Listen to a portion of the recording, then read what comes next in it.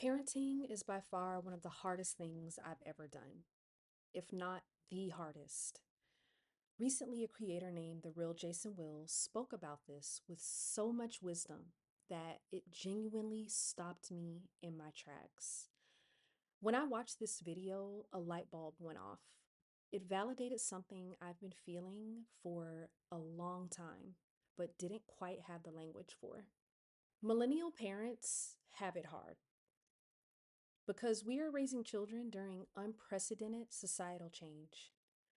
I'm a deep thinker, and I think often about how I'm being perceived as a parent right now. Not by the world, not by strangers, mostly by my daughter.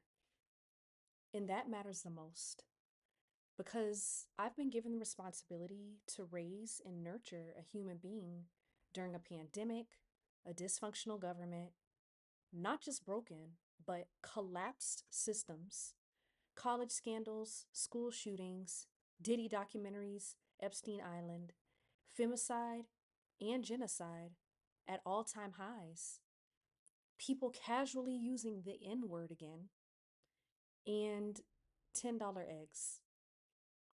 I'm sorry, I went off track, but also I didn't.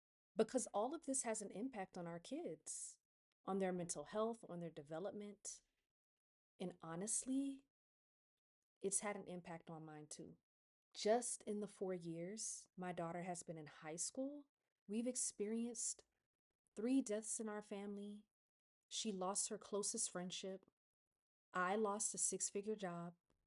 We witnessed an insurrection at the Capitol. Roe versus Wade was overturned. A climate crisis intensified. A morally corrupt billionaire bought a major social media platform. Wars broke out. AI exploded. A former president was indicted and then elected again. Wildfires wiped out entire communities just 20 miles north of our home. And yes, Mexico elected its first female president. That mattered. But so did my daughter asking why our leadership didn't act sooner to prevent devastation right here. Meanwhile, more school shootings, more political chaos, kids struggling to read, and former child stars my daughter grew up watching becoming cautionary tales in real time. That's just scratching the surface. My child has the intellect of a sage, truly, but she's terrified of what the world is becoming. We went from spring breaks at the ice cream museum to weekends at the gun range.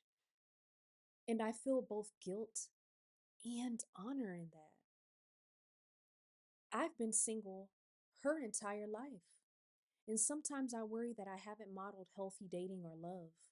I'm grateful her father is remarried and stable, but because she lives with me, the weight falls heavily on my shoulders. At the same time, I know I'm protecting her.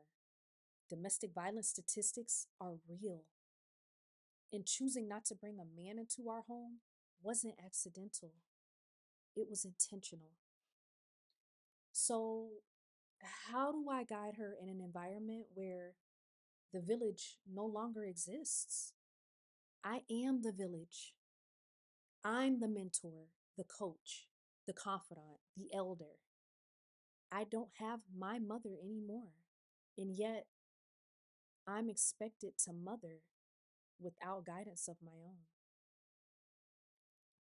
I'm a mental health counselor on bad days, a negotiator during mood swings, the calm presence when she wakes up, hating life, the authority figure when boundaries are pushed and bills are forgotten. I'm asking her questions about gender identity, pronouns, and sexual orientation because I don't want to offend her or her friends. I tiptoe around topics that simply didn't exist when I was growing up. And don't even get me started on religion. She respects my faith, but has no problem challenging the church citing history, calling out hypocrisy, and questioning everything. They know too much. And the truth is, they raise us too. So,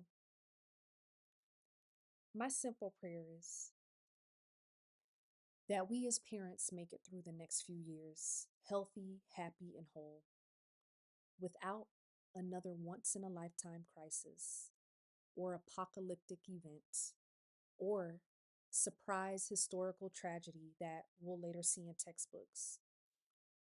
And to all the parents out there, drink water, read books, rest when you can, love your kids loudly, and stay safe.